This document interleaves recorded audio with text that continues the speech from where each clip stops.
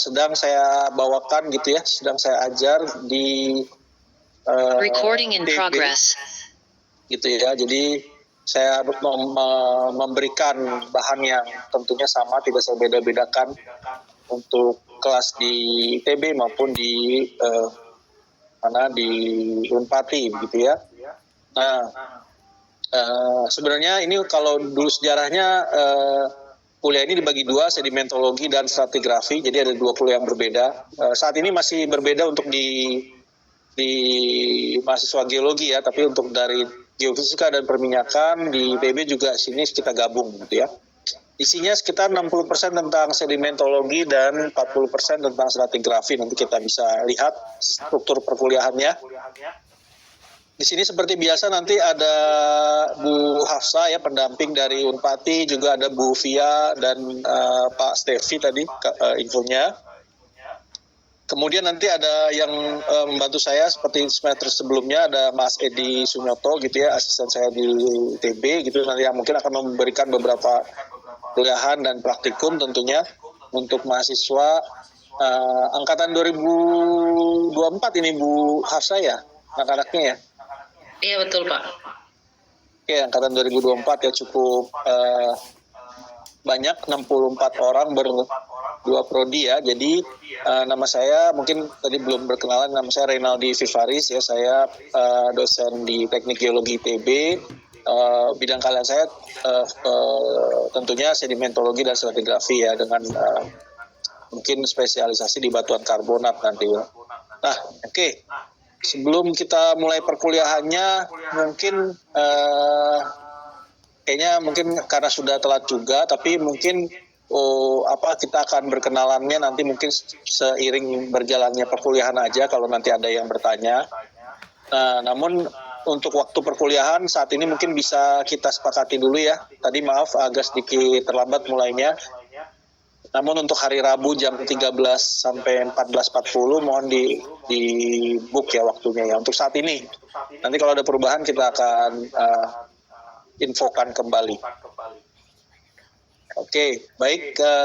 Yang menghubungi saya kemarin itu perwakilan ya dari semuanya ya, dari PG dan TM berarti ya? Iya Pak. Atau berbeda nih? Ada berbeda. Siapa namanya kemarin tuh yang hubungin? Saya Pak Johannes Nicholas Alphonse Pak. Oke, panggilannya siapa? Anes Pak panggilannya Pak. Panggilannya Anes ya. Oke, Anes jadi ketua kelas aja kalau gitu ya untuk kuliahnya, baik dari TPM maupun TGF ya. 3 perwakilan.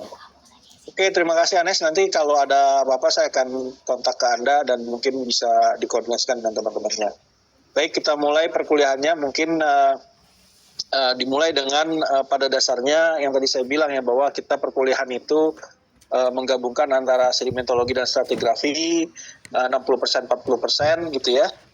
Pada dasarnya kalau kita bicara tentang sedimentologi itu adalah suatu suatu istilah yang diusulkan oleh Waddell tahun 1932, yang mana itu adalah studi ilmiah tentang sedimen. Nah, sedimen itu sendiri apa? Sedimen itu pada dasarnya sesuatu yang dapat mengendap begitu ya, dalam mungkin khususnya di sini contohnya diambil yang dari medium air, padahal nanti mediumnya bisa ada banyak ya, dari air, ada angin, ada es, dan gravitasi gitu ya.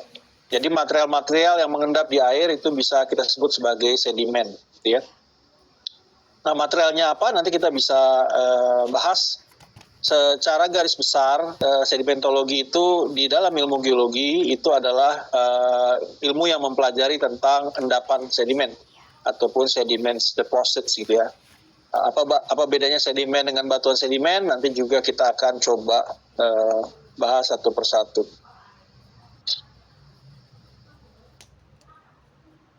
Oke. Nah, ini ya kalau kita secara detail gitu kita bicara bahwa sedimentologi itu adalah seluruhnya ya. Jadi ilmu yang mempelajari tentang proses-proses ya, pembentukan, transportasi dan pengendapan dari material yang terakumulasi sebagai sedimen, baik di lingkungan darat maupun laut, ya continental and marine environments, dan pada akhirnya dia akan membentuk batuan sedimen. Jadi sedimentologi itu objek yang diteliti adalah sedimen dan batuan sedimen. Sedimen adalah material lepas yang belum terpadatkan dan terbatukan menjadi batuan sedimen. Nah, sedangkan batuan sedimen adalah batuan yang terdiri dari material lepas yang kemudian terikat dan terlitifikasi yang berasal dari rombakan batuan sebelumnya maupun dari presipitasi kimiawi maupun biologis.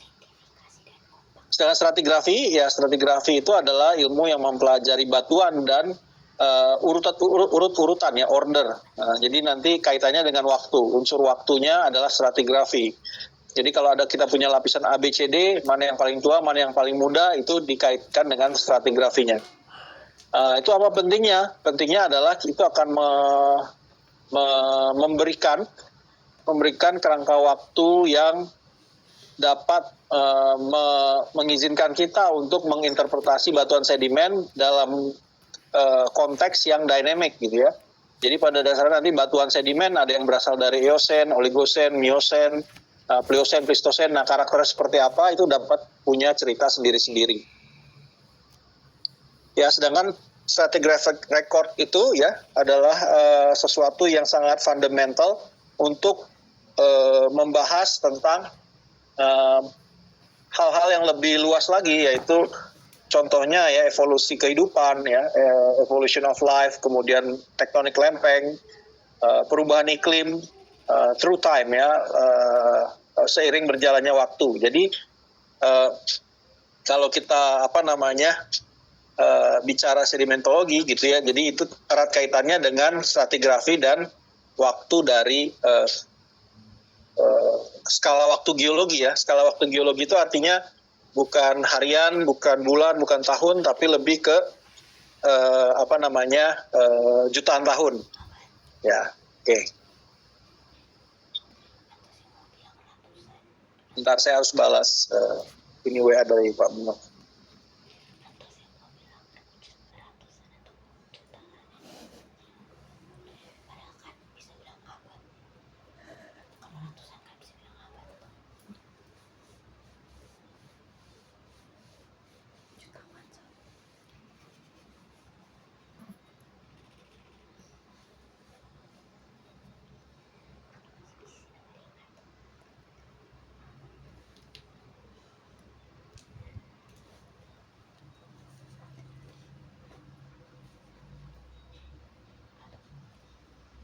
Oke, nah perkembangan dari sedimentologi dan stratigrafi itu kalau kita lihat perkembangannya itu dimulai dari abad ke-16 ataupun abad ke-15, ya.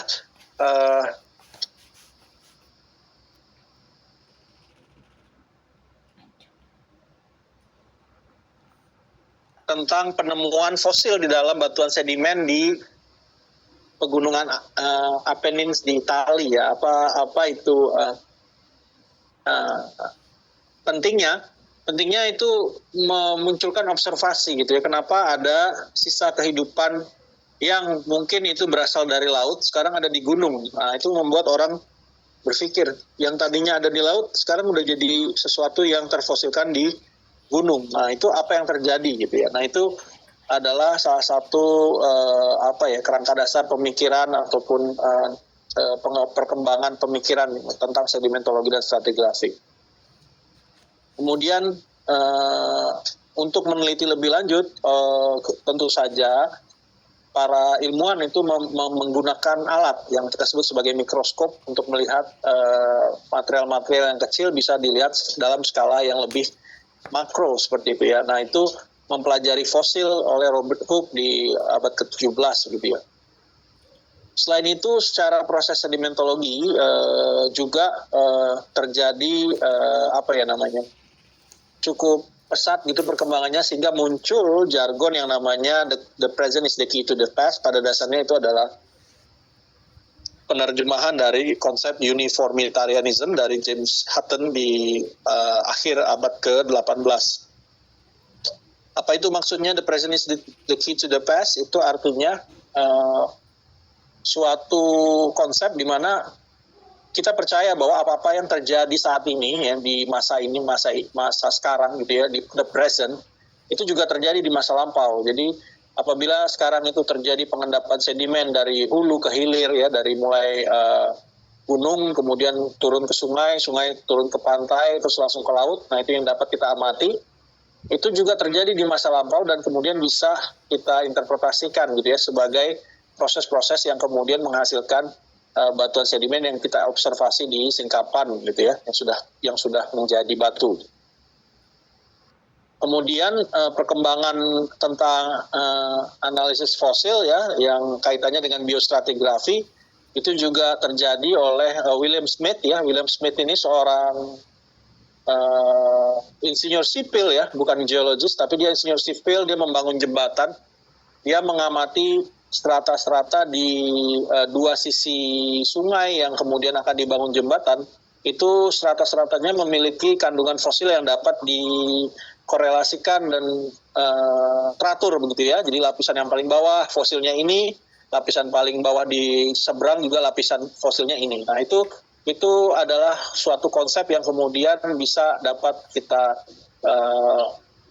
kembangkan, yang kemudian menjadi konsep stratigrafi dan sedimentologi.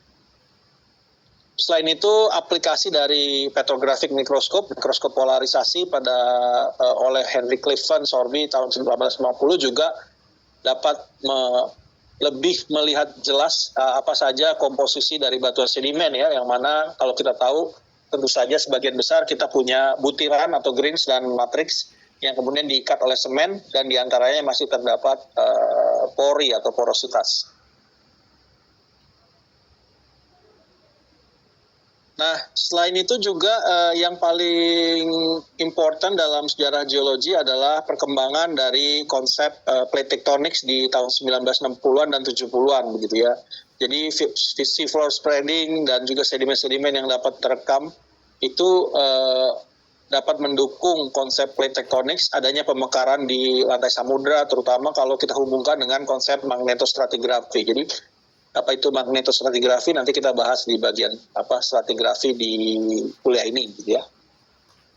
Selain itu dalam eksplorasi migas produk dari ataupun tools dari geophysical tools seperti seismic itu diinterpretasikan sebagai suatu sekuen ataupun suatu tumpukan serata yang dapat kita tarik gitu ya, hubungan-hubungan genetiknya sehingga dapat membantu eksplorasi migas ya, mencari reservoir, mencari jebakan-jebakan hidrokarbon baru begitu ya. Tentu saja perkembangan ilmu sedimentologi dan stratigrafi itu terus berlanjut sampai saat ini. Tentunya saat ini kita didukung oleh teknologi ya, teknologi macam-macam seperti adanya scanning electron microscope yang bisa melihat sampai ke level mineral lempung ya. Mineral lempung itu bisa digambarkan oleh SEM ataupun scanning electron microscope. Komposisi sedimen, komposisi kimiawinya juga dapat diteliti menggunakan mass spectrometer seperti XRD, XRF dan lain-lain, yang kemudian dapat memberikan advancement di bagian geochemical properties dari suatu batuan sedimen. Selain itu juga secara teknikal kemampuan membor di laut dalam, di lantai samudra, coring gitu ya, sedimen-sedimennya diambil dan diteliti, itu sangat mendukung dari perkembangan ilmu sedimentologi dan stratigrafi. Nah, tentu saja mungkin masih ada yang bertanya-tanya ya, kenapa sih kita harus belajar batuan sedimen begitu ya? Kenapa harus peduli gitu, why bother gitu ya? Ya karena satu, batuan sedimen itu adalah batuan yang paling melimpah, abundance di permukaan bumi ya. Di permukaan ya, bukan di dalam. Jadi 75% permukaan bumi itu di-covered oleh batuan sedimen ataupun sedimen ya. Jadi keberadaannya sangat melimpah. Nah, selain itu juga dia sangat penting dalam kaitan informasi stratigrafinya. Artinya dalam kerangka waktu geologi itu seperti apa sejarah dunia ya, dari mulai plate tectonics yang tadi ya, kemudian ada climate change, lalu ada macam-macam ya, paleoclimate dan lain-lain. Nah, selain itu di dalam yang paling utama tentunya yang mungkin menjadi motivasi dari sebagian besar kalian di sini adalah mengejar economic products ya, seperti migas, batu bara, mineral deposits yang dalam sedimentary environment ya. Nah ini tentu saja akan sangat tergantung dari bagaimana kalian memahami ilmu sedimentologi dan stratigrafi. Nah, selain itu seluruh batuan, baik dia sedimen, kemudian batuan beku, batuan metamorf, itu memberikan informasi yang tertentu ya di dalam geologic history. Tetapi batuan sedimen itu uniknya. Apa? Uniknya batuan sedimen itu dia ada yang terdapat di batuan sedimen tapi tidak mungkin terdapat di batuan beku dan batuan metamorf gitu ya. Iya. Jadi batuan sedimen itu adalah satu jenis batuan yang dapat mengandung apa? Mengandung fosil ya. Jadi fosil itu selalu di batuan sedimen. Tidak mungkin di batuan beku, tidak mungkin di batuan metamorf. Di batuan beku dia fosilnya akan hancur ya, karena tentu saja magma sangat panas. Batuan metamorf pasti sudah mengalami rekristalisasi begitu ya. Jadi batuan sedimen adalah batuan yang dapat mempreserve fosil yang kemudian sangat-sangat valuable dalam decipher gitu ya, evolusi kehidupan dan lain-lain. Jadi di sedimentologi dan stratigrafi ini, terutama di sedimentologinya dulu, kita akan mempelajari satu komposisi, kedua tekstur, ketiga struktur, dan terakhir adalah konten ataupun kandungan fosil dari batuan sedimen. Nah, kombinasi dari karakter-karakter tersebut yang kita pelajari itu dapat digunakan untuk meneliti ataupun mengetahui lebih baik sejarah macam-macam ya, dari mulai iklim, kemudian ada lingkungan laut, kemudian ada ekosistem, ada configuration ancient land systems. Kenapa kita bisa tahu ada Pangea, kenapa kita bisa tahu ada Gondwana, kenapa kita bisa tahu ada Laurasia, itu semuanya sumbangan dari batuan sedimen. Nanti kalian bisa pelajari ya. Kemudian juga locations dan komposisi dari pegunungan yang sudah purba gitu ya. Kita tahu dulu di sini ada pegunungan, kenapa ada jejaknya, ada sedimen hasil rombakan pegunungan tersebut. Walaupun pegunungannya mungkin sudah tererosi ataupun sudah hilang ya.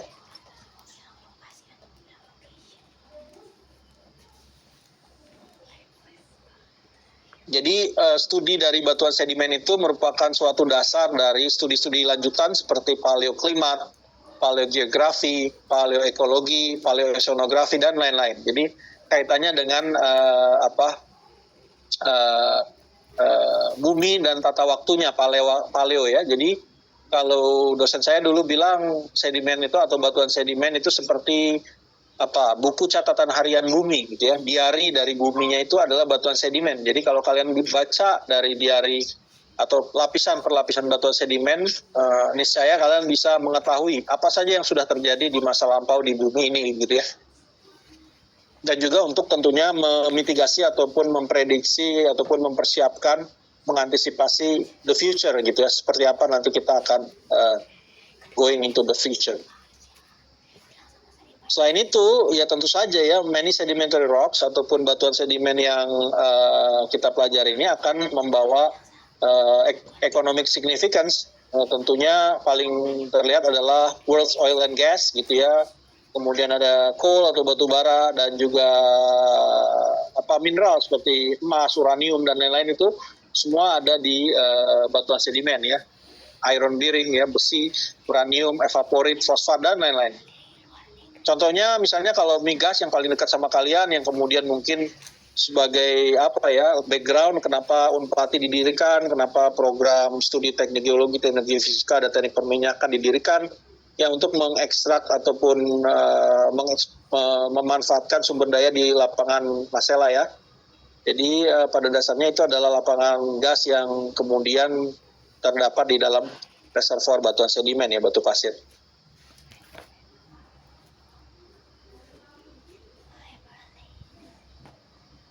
Nah ini Ini sebenarnya template ya, jadi mungkin bisa berubah begitu ya, tergantung dari distribusi nilai kalian. Pada dasarnya nanti di akhir ya, apabila sudah ada yang keluar nilainya, biasanya sudah bermunculan ya japri-japri. Nilai saya kenapa jelek Pak, bisa diperbaiki atau enggak. Nah jangan sampai kalian hubungi kami pada saat nilai sudah keluar. Berusahalah pada saat perkuliahan ya. Kenapa? Karena pada saat akhir itu perlu kalian ketahui nilai akhirnya itu sudah disesuaikan, sudah pasti dikatrol, sudah pasti kami pengennya nilai kalian itu bagus gitu. Jadi nilai kalian sebenarnya itu pasti lebih jelek dari itulah, itu kasarnya ya. Jadi dirubah ininya, jangan sampai nilainya jelek dulu baru menghubungi, tapi dari bertahap ya, dari mulai UTS, praktikum, tugas. Kalau ada yang merasa nggak bisa itu langsung diskusi gitu ya. Jadi bisa terpantau begitu perkembangannya. Oke. Praktikum nanti akan kita sesuaikan ini untuk yang Ganesha ataupun Cirebon yang di ITB ya. Jadi kalau untuk Unpati nanti akan ada online. Kemudian kalau untuk telat sebenarnya saya tidak kalau saya orangnya tidak terlalu care terhadap kalian mau hadir atau enggak, itu adalah urusan kalian, artinya yang rugi kalian, yang untung kalian gitu ya. Jadi kalian bisa putuskan, kalian sudah dewasa, kalau mau hadir gitu ya.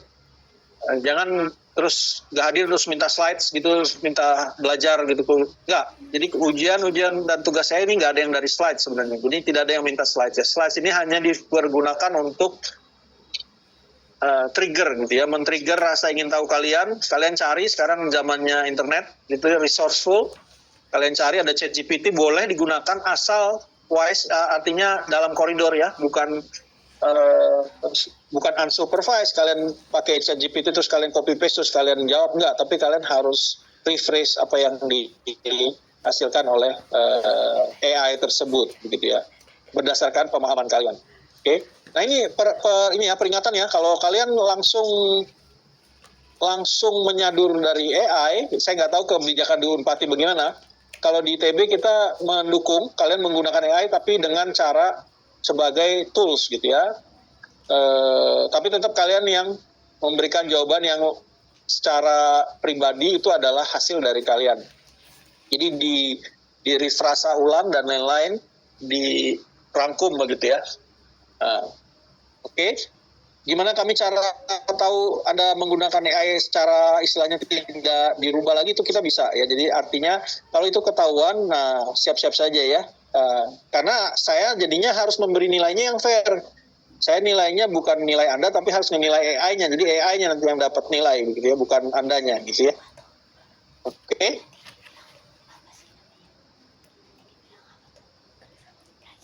Nah, ini kalau dari intro ya, kalau saya bilang tadi ini buku harian, sebenarnya sebuah buku kalau orang yang hobi membaca, ini buku yang indah gitu ya. Bumi itu adalah suatu, seperti kita analogikan dengan batuan sedimennya adalah I have no other book than the sky and the earth, which is known to all and is given to all to know and read in this beautiful book gitu ya. Jadi bumi dan langit dan seluruh isinya itu adalah tersedia untuk Anda untuk dibaca begitu ya. Sehingga that is why a man who works in the art of the earth is always learning because of unknown natures and diversity of earth. Artinya sampai saat ini pun 2025 masih sangat banyak yang tidak diketahui ya. Masih banyak yang unknown natures.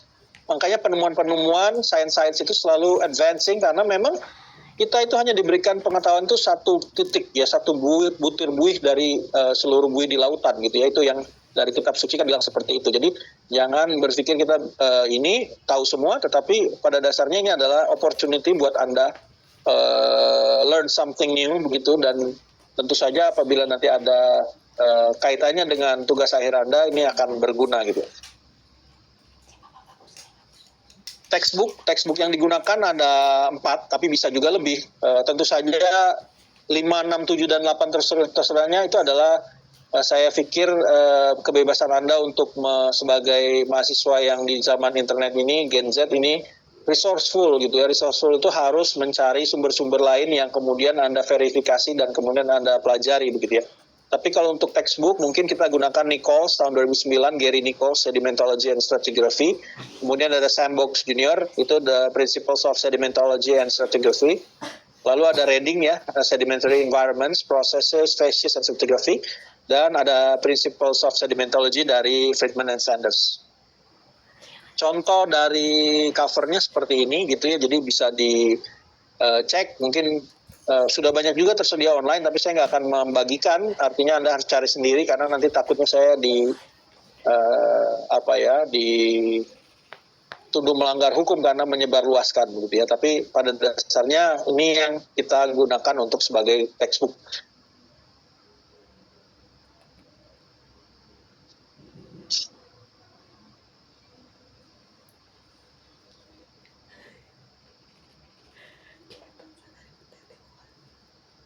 Oke, jadi ini adalah struktur perkuliahan ya, seperti yang saya bilang tadi sebentar ini.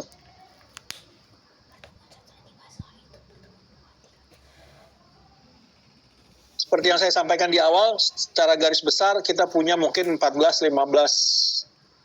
ataupun 13 ya kalau tanpa UAS dan UTS, pertemuan perkuliahan.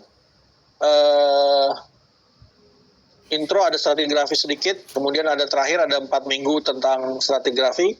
Jadi sekitar 40 atau 65-35 ya, sedimentologi dan stratigrafi. Kita akan mulai dari overview, pendahuluan dan klasifikasi batuan sedimen.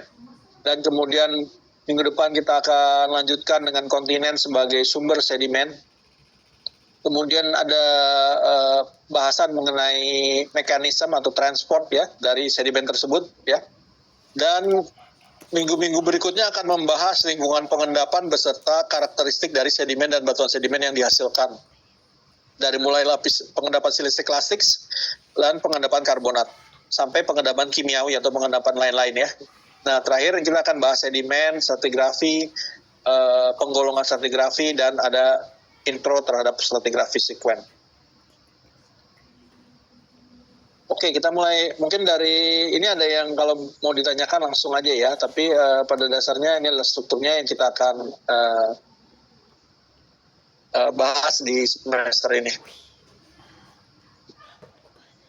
Oke, pada dasarnya kalau kita bahas sedimentology and sedimentary rocks, kita akan bahas 3 hal, yaitu satu sedimentary materials, jadi dari mana materialsnya, seperti apa materials yang berupa sedimen itu, bagaimana karakteristiknya ya.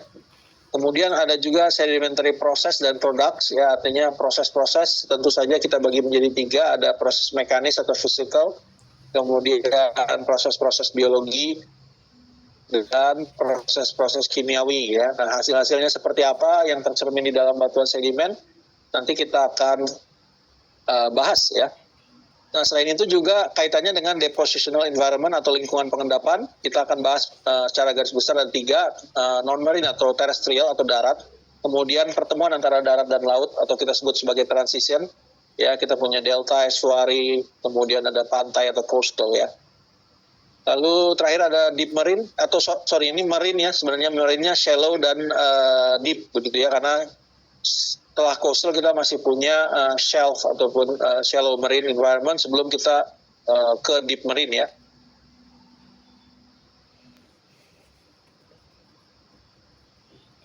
Jadi perlu ingat selalu bahwa batuan sedimen itu adalah tentu saja produk dari proses-proses sedimentasi dan proses-proses diagenetik. Nanti kita pelajari apa itu artinya proses sedimentasi dan proses diagenetik. Konsepnya untuk kita dapat mempelajari lebih holistik gitu ya, kita akan menggunakan uniformitarianism, artinya the present is the key to the past. Jadi kalau kita mau tahu endapan sungai seperti apa ya bentuknya, ya kita ke sungai gitu ya. Kalau kita mau tahu endapan sedimen di pantai seperti apa, ya kita pergi ke pantai saat ini. Ya kan di Ambon banyak pantai. Ya, kemudian endapan lainnya lah, Kalau mau endapan di dalam laut juga boleh, asal Anda bisa snorkel atau bisa nyelam, itu bisa lihat di dasar itu sedimennya seperti apa. Ya. Bentuknya seperti apa, komposisinya seperti apa, ya, tekstur seperti apa, struktur seperti apa, itu bisa diamati. Yang kemudian nanti Anda kaitkan benang merahnya dengan batuan-batuan sedimen yang mungkin Anda temukan gitu ya.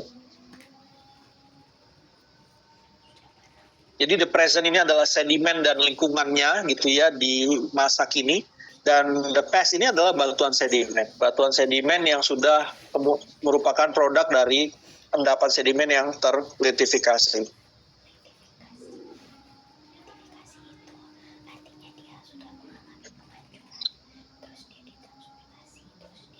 Oke. Nah, ini yang tadi saya bicara mengenai lingkungan pengendapan ya, lingkungan pengendapan dari dari darat ke laut gitu ya. Darat itu dari mulai pegunungan, kemudian ada dataran rendah, kemudian bertemu laut, dan akhirnya menuju ke laut dangkal dan laut dalam.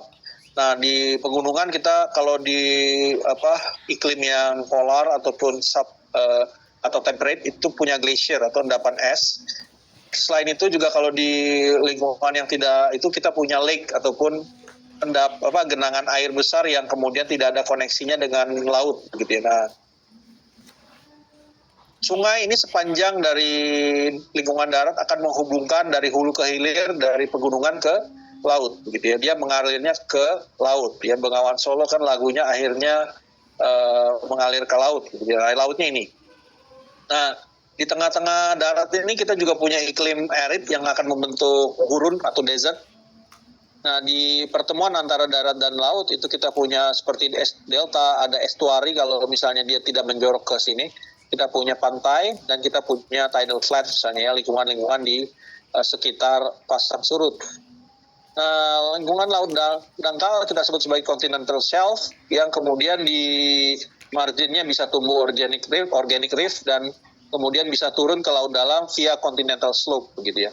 Nah, kemudian barulah laut dalam yang skalanya kilometer ya dalamnya ya. Jadi kalau Anda bayangkan continental shelf itu seperti paparan Sunda ya, jadi perairan antara Jawa dan Kalimantan, antara Sumatera dan Kalimantan di Sunda shelf itu kedalaman airnya tidak mungkin sekitar 50 meter lah ya rata-rata. Jangan kalau di laut-laut di Indonesia Timur termasuk di Ambon gitu ya. Di Selat Bali saja sudah 2 km dalamnya. Bayangkan perbedaannya puluhan meter dan ribuan meter begitu ya antara laut dalam dan laut dangkal. Kenapa bisa begitu? Ya itu adalah nanti kita bicara mungkin di ini ya. Belum. Ya, pada dasarnya tujuan dari mempelajari batuan sedimen itu ya kita menginterpret ya apa-apa yang terjadi di masa lampau ataupun paleo. Jadi kita menginterpret paleo environment, lingkungan di masa lampau, menginterpret paleogeografi ataupun susunan geografi darat dan laut di masa lampau, mengetahui rock geometry. Nah, ini penting. Jadi bagaimana kita tahu endapan minyak itu tersebar di di subsurface atau di bawah permukaan dalam jumlah yang besar atau yang kecil. Ya karena kalau kita tahu karakteristik dari reservoirnya mungkin ya kita punya endapan reef ataupun endapan channel gitu ya, itu akan berbeda dalam hal geometri yang kemudian tentu saja berpengaruh terhadap volumetriknya. Selain itu karakter dari reservoir sendiri dapat diprediksi melalui karakter batuan sedimennya ya. Rock quality itu termasuk dari porositas dan permeabilitas. Ya untuk apa itu semua dipelajari? Itu untuk mencari sumber daya alam atau natural resources seperti hidrokarbon, batu bara, logam berharga, dan jangan salah ini juga sangat penting yaitu groundwater atau air tanah ya. Air tanah ini adalah salah satu fondasi dasar apabila mau ada civilization ataupun kehidupan di daerah tertentu. Makanya ini pernah menjadi isu pada saat misalnya IKN mau dibangun gitu ya, airnya dari mana begitu ya. Nah ternyata karena air tanahnya kurang baik diambillah bendungan ya di jalan-jalan engineering solutionnya begitu ya.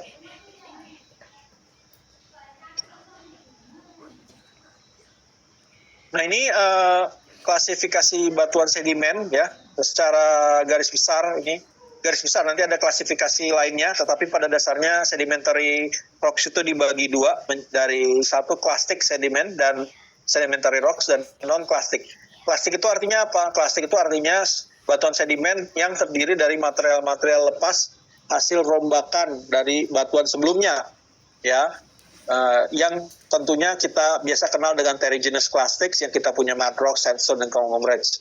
Tapi ada juga yang mengklasifikasikan batuan volkanik sebagai volcanic clastic. Artinya ada tuff dan ignimbrites itu dapat diklasifikasikan sebagai batuan sedimen juga. Walaupun sekarang sudah arahnya batuan volcanic clastic itu adalah batuan sesuatu yang dengan klasifikasi lebih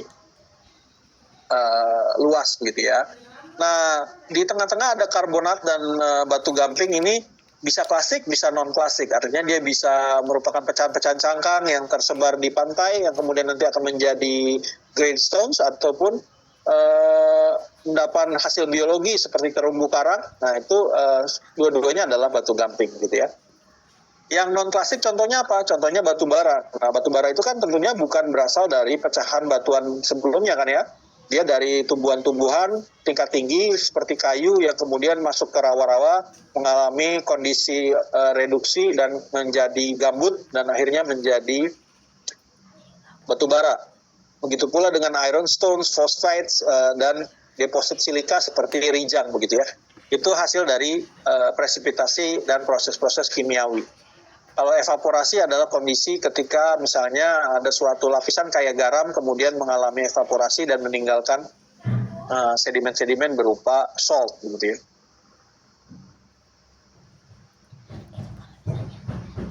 Oke, ini adalah yang tadi saya bilang ya bahwa dari seluruh mungkin ya penyederhanaan ini komposisi dari batuan sedimen yang kita dapat temukan itu ya itu bisa mostly adalah punya detritus halus atau fine grain detrital yaitu siltstone, mudstone dan shale. Itu hampir 75% sedimen di dunia ini itu adalah detritus halus ya. Karena nanti Anda pelajari di minggu kedua bahwa hasil utama dari pelapukan batuan itu adalah mineral lempung gitu ya. Apa sisanya? Sisanya adalah coarse grain detrital ya dari ukuran pasir, sandstone sampai ukuran krakal, kerikil, bongkah ya kita sebut sebagai konglomerat dan breksi ada 11%. Nah, yang non klasik kita punya limestone, dolostone dan lain-lain seperti evaporite, chert dan jasper itu termasuk ke non klasik sedimen ya, baik itu secara kimiawi maupun secara biologis.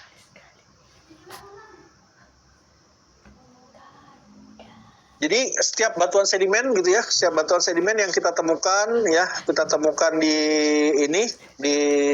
di alam kemudian kita teliti itu pasti mengandung informasi tentang bagaimana proses mekanis terjadi ketika sedimen itu dihasilkan dan didapatkan dan dibatukan. Bagaimana apakah ada proses biologinya, apakah ada proses kimiawinya. Jadi ini bisa kita langsung teliti gitu ya di batuan sedimen. Nah, yang nanti kita lihat di batuan sedimen untuk meneliti proses-proses ini adalah apa? Adalah satu tekstur yang kita sebut sebagai tekstur, kedua adalah struktur sedimen, dan ketiga adalah karakter dari perlapisan. Apakah dia erosional, apakah dia gradasional, apakah dia tegas, apakah dia berangsur. Itu semua akan kita lihat dalam batuan sedimen.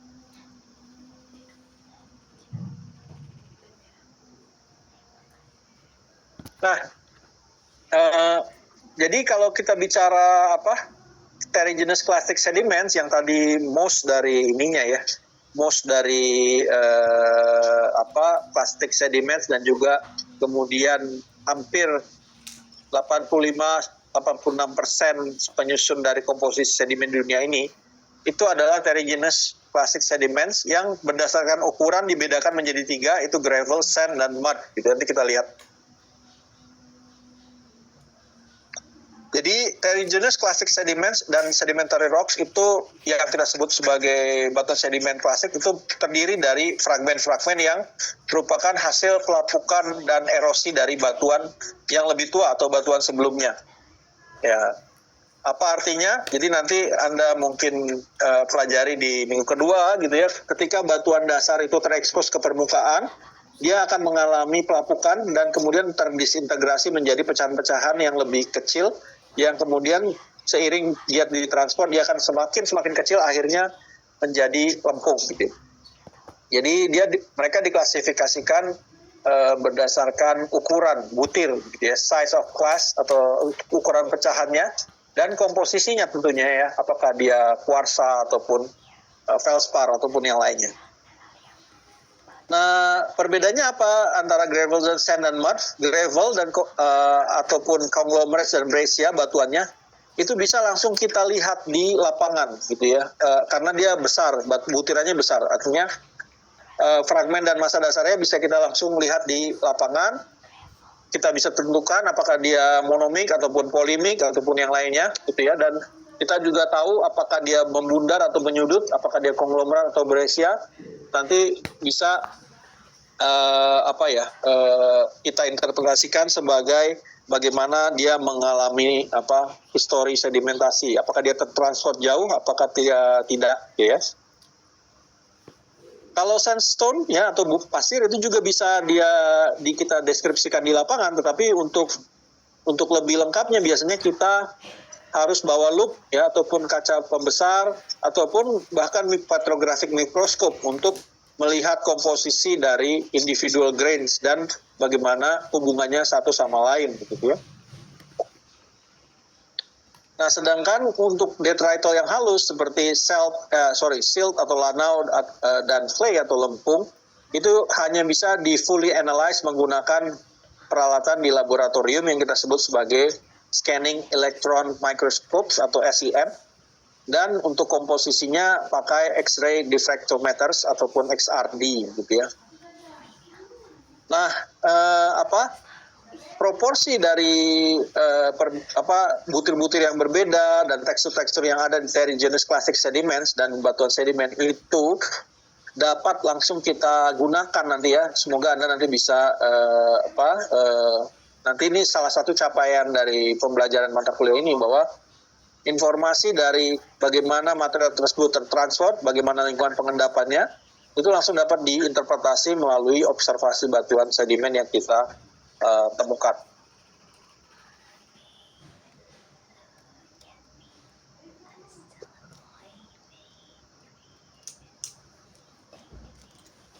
Nah,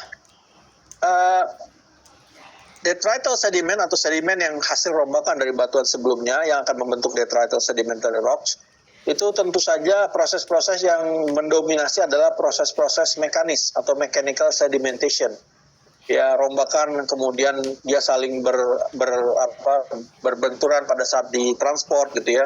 Kemudian abrasi dari butirnya yang tadi dia menyudut, kemudian ujung-ujungnya yang tajam bisa pecah-pecah gitu ya. Itu karena ada mechanical atau physical sedimentation. Nah, detrital sediment ini tentu saja mengalami proses ataupun rangkaian proses yang kita sebut sebagai ETS gitu ya, atau ETD lah gitu ya. Erosion, transportation, dan deposition atau sedimentation. Dia tererosi, dia terbawa oleh medium dan kemudian akhirnya terendapkan, ya, tersedimentasikan. Nah, sebelumnya ada W di sini yaitu weathering ya atau pelapukan. Jadi batunya lapuk dulu, kemudian yang lapuk itu terremove sebagai erosion dan material hasil erosi itu terbawa medium oleh transportation, dan akhirnya di lingkungan pengendapan tertentu material sedimen tersebut akan terendapkan menjadi lapisan-lapisan sedimen yang kemudian akan menjadi batu nanti. Nah, medium sedimentasi itu tentu saja yang kita ketahui ada 4. Satu ada gravitasi, 2 air yang paling umum bisa dilihat mungkin, 3 es ataupun glacier, dan keempat adalah udara yang bergerak atau angin. Nah, gravitasi, air, es, dan angin ini kita langsung tahu endapan-endapan ini punya ciri khas karena dia akan tergambarkan atau refleksikan dari tekstur dan struktur sedimen dan juga karakter dari perlapisan begitu ya di batuan-batuan yang terendapkan dari mekanisme ini. Nah, oke, sebelum kita lanjut ada pertanyaan?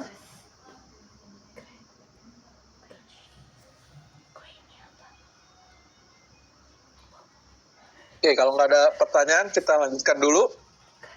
Pertama yang mungkin yang Anda akan pelajari adalah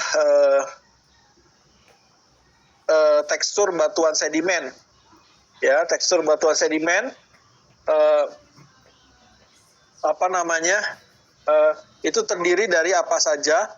Ya, terdiri dari satu, dia ada yang kita sebut sebagai bentuk butir atau ukuran butir atau grain size ya. Jadi kita sederhanakan ini ada 3S ya, 3S, size, shape, and sorting gitu ya. Satu adalah ukuran butir atau grain size, kedua adalah bentuk butir atau grain shape, ketiga adalah sorting ataupun pemilahan butir yang kita sebut sebagai grain sorting. Apa pengaruhnya dalam kita mengamati batuan sedimen? Ya, jadi kita lihat di sini ya. Nah, ukuran butir itu diklasifikasikan dari Wentworth scale ataupun binary system, artinya ya dia punya nilai maksimum dan minimum ukuran ya. Yang mungkin gimana ya, agak sedikit ini, tapi ini yang digunakan gitu. Artinya misalnya ya kalau batu pasir itu kan 1/16 sampai 2 mm. Bagaimana kalau 2,01 mm? Nah, itu kan tidak praktikal, tetapi pada dasarnya secara praktikal ini antara 1/16 sampai 2 mm. Jadi di atas itu jadi granul, pebble, cobble dan boulder. Boulder ini bongkah ya kalau bahasa Indonesia ini yang paling besar, jadi kayak batuan bongkah batu yang mungkin size-nya puluhan sentimeter. Nah, itu boulder. Nah, kemudian silt ini antara 1/256 sampai 1/16 mm. Di lapangan silt itu kalau kita gosok-gosok itu masih ada sedikit terasa tekstur.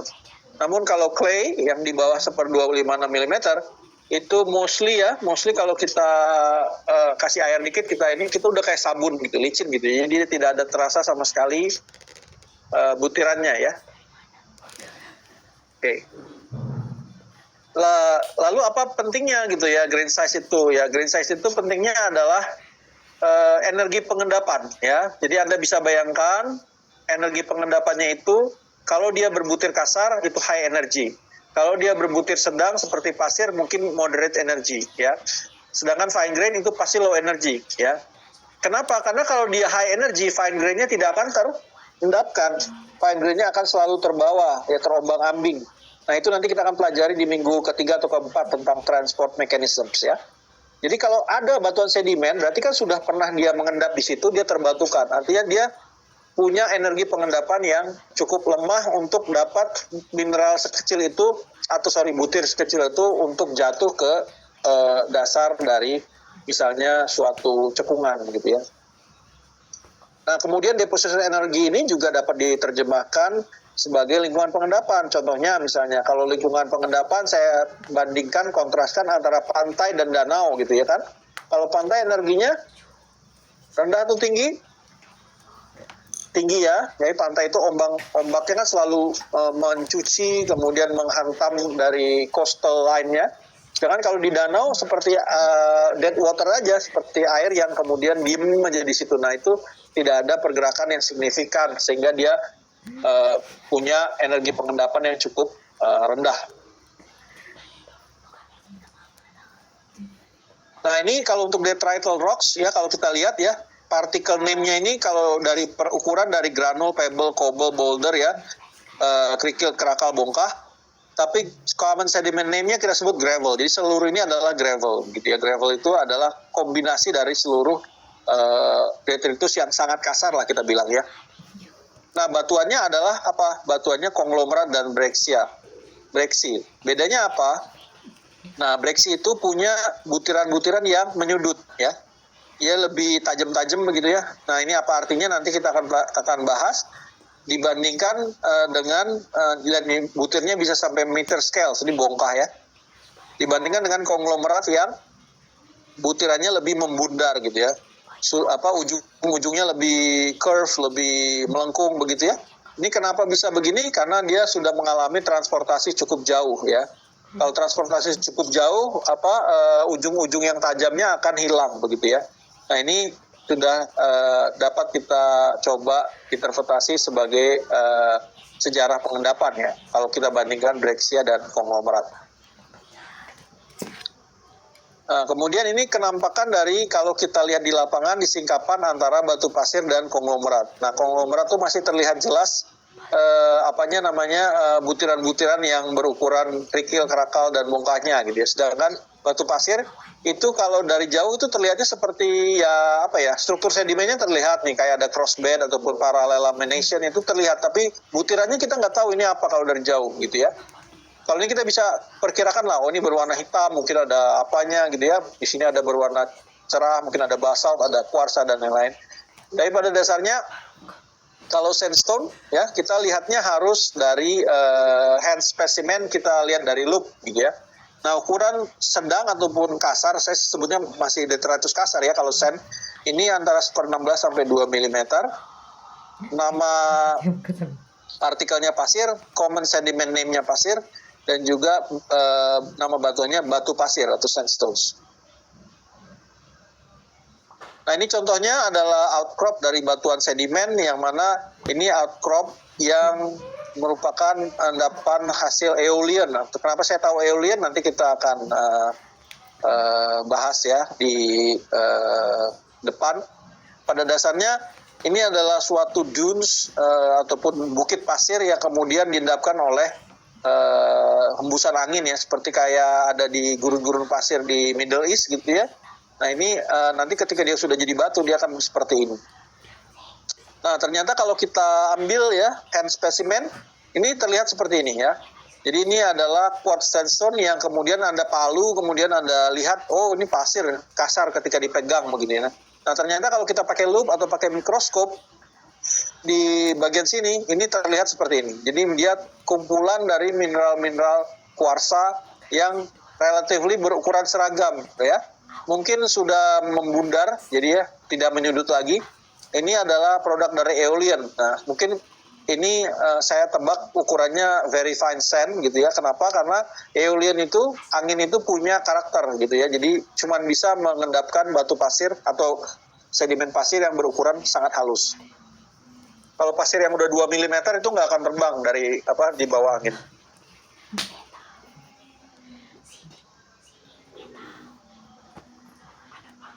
Nah,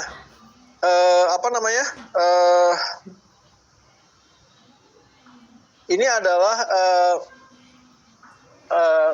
singkapan tadi. Kalau tadi sandstone dengan konglomerat, sekarang sandstone dengan mudstone dan shale. Nah sekarang sandstone-nya yang lebih kasar, mudstone-nya yang lebih halus gitu ya. Sandstone-nya terlihat lebih kasar walaupun tidak terlihat butiran-butiran konglomeratnya, tetapi dia biasanya karakteristiknya dia lebih resisten gitu ya. Kalau kita lihat di singkapan dia lebih menonjol biasanya. Nah batu lempungnya ini akan lebih coak ataupun lebih resistif gitu ya. Artinya dia bisa hancur-hancur yang kemudian terlihat seperti pecahan-pecahan seperti ini ya, mudstone dan shale. Nah, mudstone ini ukurannya antara 1/256 sampai 1/16 untuk lanau dan di bawah 1/256 untuk lempung. Nah, campuran antara silt dan clay kita sebut sebagai mud gitu ya. Nah, biasanya batuannya kita sebut sebagai shale atau mudstones gitu ya.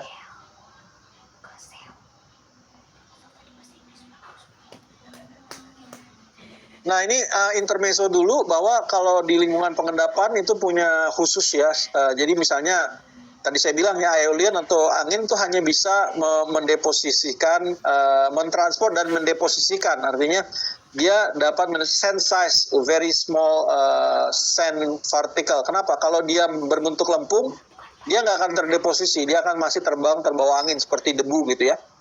Nah, kontras dengan angin atau eolian, kita punya glacier yang dapat mentransport size yang sangat jauh beragam gitu ya, dari mulai dust atau partikel yang sangat halus ke pieces dari mountain ya. Jadi pecahan-pecahan gunung itu bisa terbawa oleh bukit, itu bisa terbawa oleh glacier ya. Kalau Anda mungkin di Indonesia kita juga punya glacier deposits, tapi pada dasarnya glacier itu adalah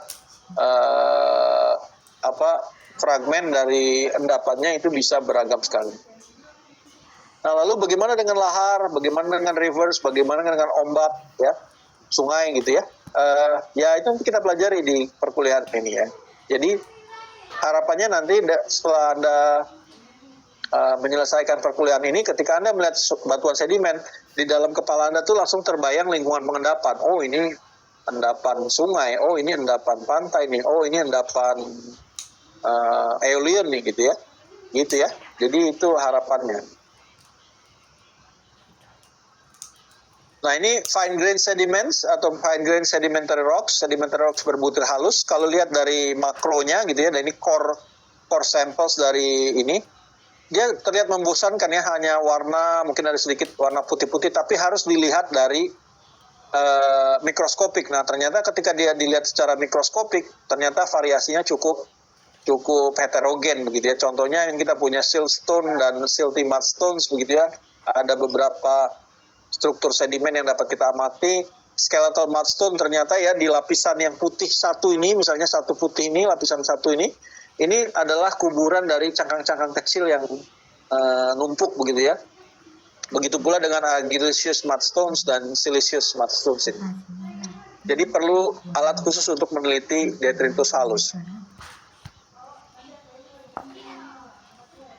Nah, ini adalah contoh bagaimana nanti green shape ataupun es yang kedua dapat kita terjemahkan dalam proses-proses sedimentasi begitu ya. Jadi kalau tadi Anda lihat ada breksi, ada konglomerat di mana salah konglomerat fragmennya membundar sedangkan breksi fragmennya menyudut, Anda bisa langsung aplikasikan pengetahuan ini. Artinya distance of transport. Jadi ketika dia butiran itu transportnya short distance, dia masih ada banyak karakter fragmen-fragmen yang menyudut seperti ini. Tapi semakin jauh dia tertransport, dia akan semakin membundar. Kenapa? Jadi ketika dia tertransport, dia kan akan beradu satu sama lain, maupun dia beradu dengan dasar lapisan atau dasar mediumnya. Nah, ini akan menjadi halus dan akhirnya dia akan menjadi membundar. Gitu. Nah, bagaimana efek dari hardness? Ya, ini tergantung dari mineralnya ya. Mineralnya apakah kuarsa atau feldspar, itu akan menghasilkan efek yang berbeda. Nah, ya jadi Anda nggak bisa balik lagi ya. Ini adalah yang membundar, ini ada yang menyudut. Nah, mana yang konglomerat, mana yang breksia? Yang breksi di atas Pak, yang konglomerat di bawah. Oh, Yang konglomerat di bawah Pak. Ya, udah kebalik aja. Dari awal udah kebalik nih. Yang breksi yang mana? Yang konglomerat di bawah. Konglomerat di Yang bawah. konglomerat. Salah ya, Yang konglomerat di bawah Pak. Ya, konglomerat yang di atas, yang membundar. Breksi yang menyudut, yang di bawah. Ya, kebalik tadi ya. Iya Pak. Oke. Yang membundar konglomerat, yang menyudut breksi. Yang tertransport jauh konglomerat, yang di dekat sumber adalah breksi. Oke. Ya, ini ya jawabannya. Coba di 1-2 menit diingat.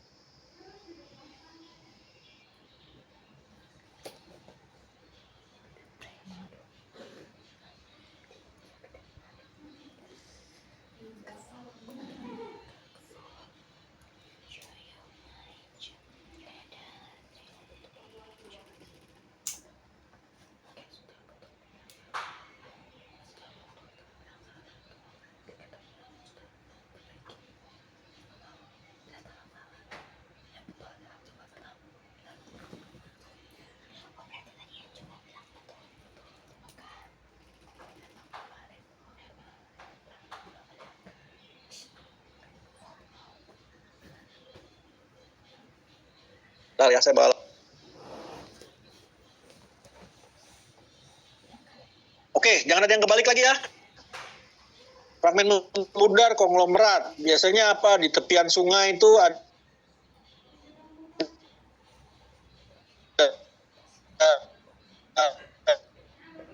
kayak semacam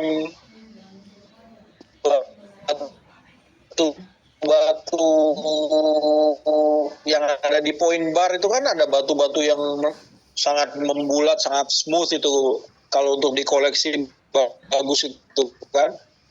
Nah itu pendapatnya nanti jadi konglomerat. Nah sedangkan Brexit ini adanya di hulu ya, di tempat yang ada taknya ya. Nah itu tempat operasi sehingga bundar gitu, grade-nya masih menyudut. Oke. Mineral kuarsa yang di bawah petrographic mikroskop ini seperti jadi kuarsa ini ketika kita sayat ini akan seperti ini gitu ya. Nah di tengah-tengahnya apa? Warna yang semen.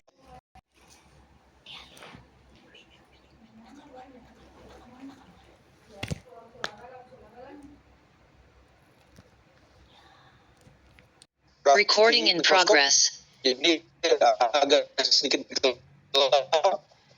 Tapi sebenarnya dia butiran-butiran juga yang lebih halus. Namun ada yang di cross nickel ini ada yang berwarna seperti ini. Ini adalah kalsit atau semen kalsit. Jadi butiran dan matriksnya ini kemudian diikat oleh kalsit ya.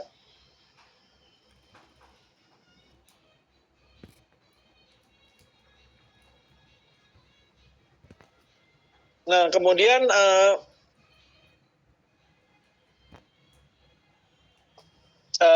terpilah itu artinya dipilah-pilah gitu ya, dipilah-pilah butirnya seragam ukurannya, sedangkan di sebelah kanan adalah poorly sorted ataupun terpilah buruk. Jadi ada yang besar, ada yang kecil, ada yang sedang, jadi gitu ya. Lah, apa maksudnya? Nah, maksudnya ini adalah depositional mechanism ini akan berpengaruh.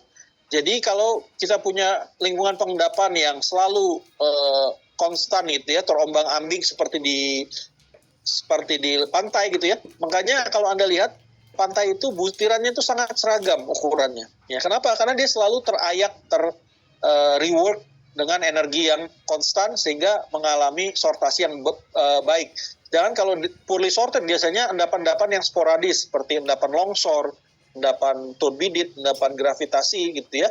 Jadi dia nggak sempat mengalami settle atau gravitational settling ataupun pemilahan gravitasi maupun pemilahan secara arus, dia akan bercampur antara yang besar, kecil, dan sedang gitu ya. Jadi kalau grain sorting itu kita simpulkan poorly sorted sedimen biasanya diendapkannya secara rapid ya. Secara rapid itu adalah secara mendadak seperti apa? Seperti banjir bandang gitu ya. Itu banjir bandang kan sekali datang langsung terendapkan gitu. Nah itu dia nggak sempat terayak, nggak sempat tersortasi, dia little reworking seperti apa landslide, lahar, glaciers ini adalah sesuatu yang poorly sorted. Sedangkan kalau yang well sorted biasanya dia extensively rework, selalu terombang-ambing, selalu terayak. Contohnya apa? Ada di sungai, ada di angin, dan ada di pantai ya, ombak. Nah ini tadi breaksea ya, breaksea itu ini dari talus ya. Jadi talus itu artinya ini tebing-tebing yang kemudian bednya ini mengalami weathering dan disintegrate, kemudian dia rontok gitu ya. Nah ketika dia rontok dia akan terkumpul sebagai talus ataupun sedimen-sedimen yang merupakan tumpukan dari rontokan tebing-tebing ini.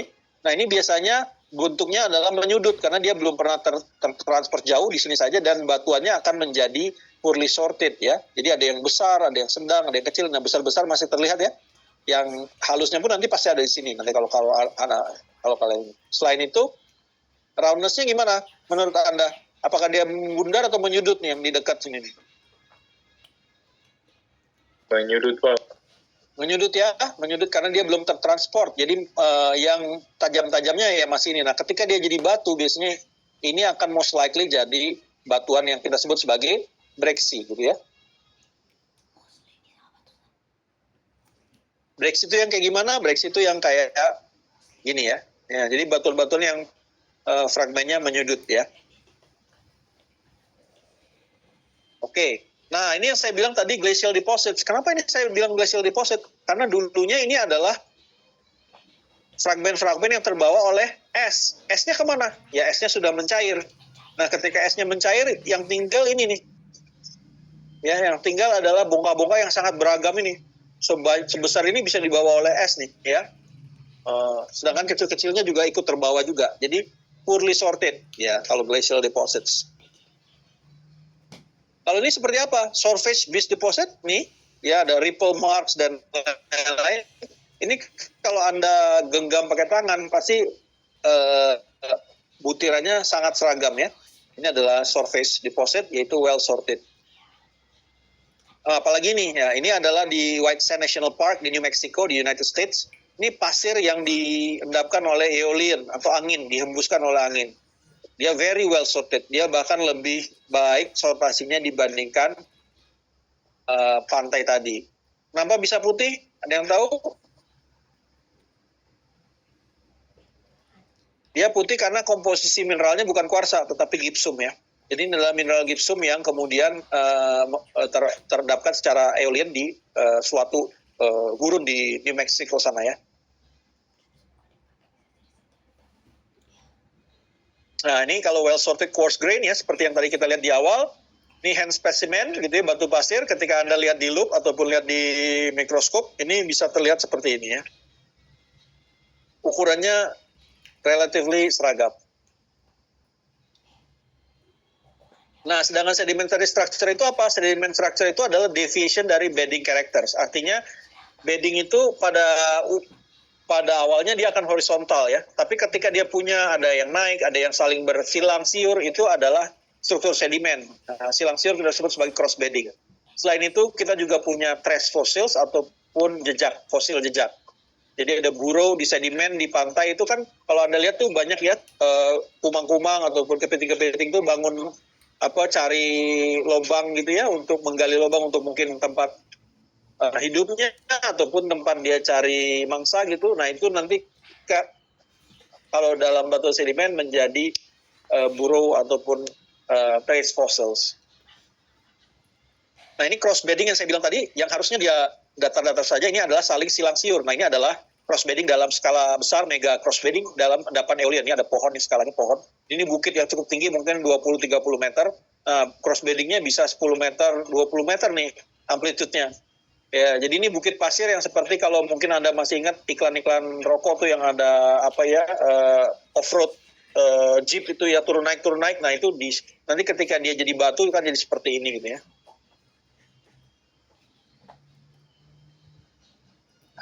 Ini yang tadi saya maksud the present is the key to the past, ya. Jadi kalau kita lihat ripples yang ada di pantai ataupun di dasar laut dangkal yang ada di perairan di sekitar pantai, ini ripplesnya seperti ini. Nah, ternyata ripples ini ketika jadi batuan, dia terawetkan di batuan, ripple marknya juga sangat mirip begitu, ya. Jadi the present is the key to the past gitu. Jadi kita tahu kenapa kita bisa tahu ini adalah endapan dari laut dangkal atau ripple. Ya karena kita tahu contohnya, ya, contohnya di kehidupan saat ini, ya, di modern environment.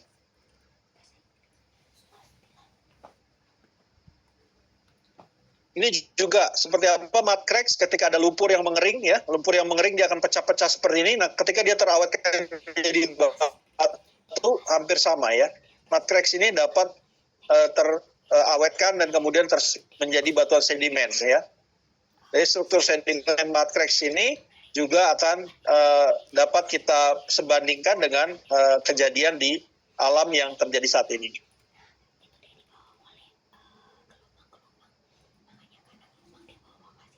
Selain itu, apa saja hal-hal lain yang dapat kita lihat di batuan sedimen? Biasanya kita melihat warna gitu. Nah, warna ini biasanya adalah mengindikasikan kondisi pengendapan secara chemical. Kemudian fosil tentu saja lingkungan pengendapan. Jadi fosil itu hidup di mana? Kalau foram hidupnya di laut, kalau pollen adanya di darat gitu. Nah, itu adalah salah satu cara sedimentologis menentukan lingkungan pengendapan. Selain itu, mineral in situ seperti autogenic minerals itu dapat juga mengindikasikan kondisi kimiawi dari pengendapan. Jadi kalau misalnya pirit itu akan terjadi di kondisi yang reduction dan lain-lain. Contohnya misalnya color, ya, color itu akan mengindikasikan kondisi depositional dari kimiawi di lingkungan pengendapan tersebut. Kalau warnanya sekitar kayak merah, kuning, coklat itu biasanya mengindikasikan bahwa terjadi oksidasi, ya. Kemudian sirkulasi airnya bagus gitu, ya, tidak dead water, tidak merupakan genangan, tetapi dia selalu mengalir. dia biasanya di lingkungan yang terestrial gitu ya, lingkungan yang darat, dan atau dia bisa terjadi di windblown deposits ataupun eolian. Sedangkan kalau batuan sedimennya berwarna hitam, abu ataupun hijau bahkan, biasanya kondisi pengendapannya itu adalah reduksi secara kimiawi ya. Water circulation-nya sangat buruk, contohnya di mana? Di rawa, di danau yang dalam, di lagun dan laut dalam gitu ya. Jadi ini adalah kondisi-kondisi kimiawi yang kemudian tercermin dalam warna batuan sedimen. Misalnya batuan sedimen juga mengandung fosil. Nah, fosil yang kita bisa dapat membedakan antara laut dan darat, marine dan terestrial ya. Kita punya foram, nano, ostrakot, radiolaria itu kalau kita temu itu terus kita yakin fosilnya bukan rework, itu tentu saja batuan sedimennya kita interpretasikan sebagai endapan marine ataupun laut. Sedangkan kalau kita punya batuan sedimen dengan fosil kontennya ada polen, ada spora, ada daun, ada akar gitu ya, itu kondisi dari batuan sedimen yang diendapkan di lingkungan darat ataupun kontinental. Tapi kita harus catat bahwa polen dan spora itu bisa ditemukan di marine sedimen kalau dia terbawa oleh sungai ya, kemudian mengendapkan dia di laut begitu ya. Nah itu perlu kita cermati. Salah satu contoh adalah fosil, misalnya ini adalah ukurannya sangat halus gitu ya, 0,2 mm-nya segini, berarti ini ukurannya sekitar 0,3-0,4 mm. Ini adalah fosil foraminifera planktonik gitu ya, ini ada globigerinid yang mungkin nanti Bu Fia mungkin bisa lebih tahu ini ya, fosil-fosil yang foram yang ada di batuan sedimen. Ini contoh dari fosil foram juga, tapi foram besar gitu ya. Ini adalah core samples dari suatu sumur pemboran di offshore East Java. Ternyata ini kalau kita sayat, ini banyak sekali kuburan-kuburan fosil-fosil cangkang yang sudah pecah-pecah, yang tentu saja merefleksikan energi pengendapan dan lain-lain ya. Ini ada foram, kemudian kita punya echinoid, kita punya molus mungkin ya, cangkang-cangkang yang ada di sini. Ini semuanya dapat kita gunakan untuk menambah ataupun mempertinggi keyakinan kita dalam interpretasi suatu batuan sedimen.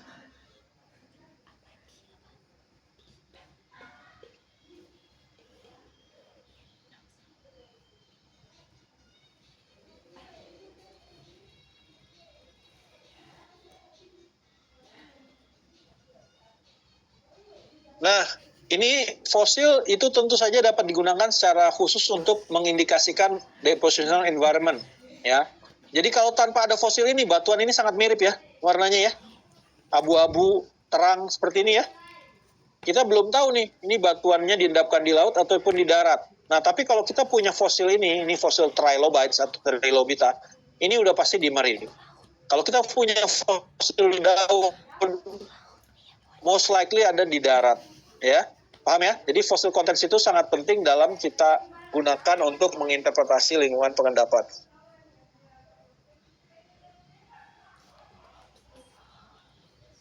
Nah, kalau ini apa nih? Ini pertanyaan nih. Kita habis ini selesai kuliah. Kira-kira menurut Anda batuan dengan warna seperti ini, dengan fosil konten seperti ini, ada nggak yang berani menjawab? Ini batuan yang diendapkan di lingkungan apa? Maksudnya nggak berani ya, saya harus ada yang berani, maksudnya harus ada volunteering.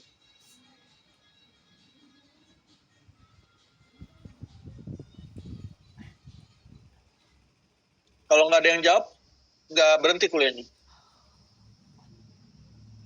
Izin Pak, menurut saya sepertinya itu diendapkan pada daerah pegunungan Pak, atau dataran. Daerah pegunungan lebih spesifiknya apa? Lingkungannya kira-kira apa? Dia banyak apa ini? Apa yang kamu lihat di sini?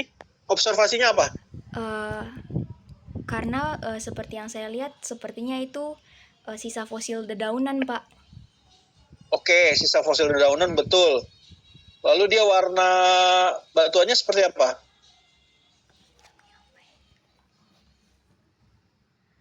Hitam. Terang atau gelap nih warna batuan? Hitam Gelap, ya? Iya, Pak. Lebih cenderung gelap ya? Iya, Pak.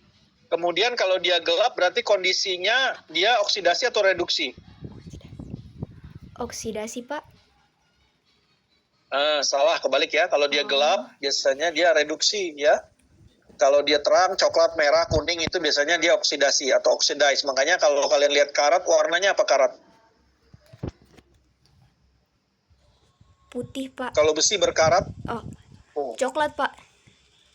nah, nggak pernah lihat karat jangan-jangan. Maaf, Pak. Saya tadi dengarnya karang, Pak. Oh, karang, oke. Karat ya, kalau berkarat teroksidasi kan itu namanya besinya ya. Oksida besi kan? Iya, Pak. Nah, itu warnanya coklat terang gitu ya, coklat kemerahan. Nah, ini adalah kondisi reduksi. Nah, kemudian berarti kalau kondisi reduksi, dia sirkulasi airnya lancar ataupun tidak nih? Kan sirkulasi air itu membuat oksigenasi dari medium itu sangat maksudnya mempengaruhi lah ya gitu. Kalau airnya lancar kayak sungai gitu, dia oksidasinya bagus. Kalau airnya menggenang seperti di rawa, di danau, itu oksidasinya tidak terjadi sehingga reduksi gitu ya. Nah, ini sirkulasinya baik atau buruk nih ketika dia diendapkan? Buruk, Pak. Buruk ya. Jadi ini most likely dari 3 atau 4 clue yang kita dapatkan itu ya, ini ada di endapan danau ataupun rawa ya. Ya, di pinggir-pinggir rawa atau pinggir danau mungkin punya banyak tumbuhan seperti ini, kemudian dia tertumpuk di situ ya. Mungkin nanti kalau ini ada batu baranya juga gitu kalau warna hitam seperti ini gitu ya. Bisa kita setujui ya? Itu caranya kita menginterpretasi suatu batuan sedimen. Nah, selain itu kita juga punya autogenic mineral atau mineral-mineral in situ yang kemudian dapat menunjukkan lingkungan pengendapan. Seperti pirit itu tentu saja lingkungannya reduksi, water circulation-nya jelek. Contohnya ada di swamp, lake, lagoon, dan deep marine. Dan kalau glauconite yang hijau-hijau itu mengindikasikan shallow marine biasanya ya. Oke, mungkin dari saya untuk minggu ini sebagai intro seperti itu yang bisa saya sampaikan. Nanti mungkin minggu depan kita ketemu lagi, semoga waktunya masih sama, tapi kalau waktunya ada perubahan saya akan infokan melalui ketua kelas ya. Sudah jelas semuanya? Sudah, Pak. Mungkin nanti kalau praktikum akan kita infokan kemudian, biasanya di minggu ketiga atau keempat nanti kita akan lakukan ya bersama dengan Mas Edi sebagai asisten saya ya. Oke, kalau begitu, kalau tidak ada pertanyaan lagi, saya tutup perkuliahannya ya. Terima kasih atas perhatian mahasiswa semua. Nanti mungkin lebih ditingkatkan lagi ya diskusinya. Kalau misalnya ada pertanyaan, langsung kita bahas di tempat ya ketika kita jalan. Silakan saja, saya di selang, nggak ada masalah ya. Oke, saya tutup perkuliahannya. Terima kasih kehadirannya. Sehat selalu. Terima kasih Bu Aksa, Pak Stevi, Bu Fia ya, Mas Edi. Nanti baik Pak, terima kasih Pak.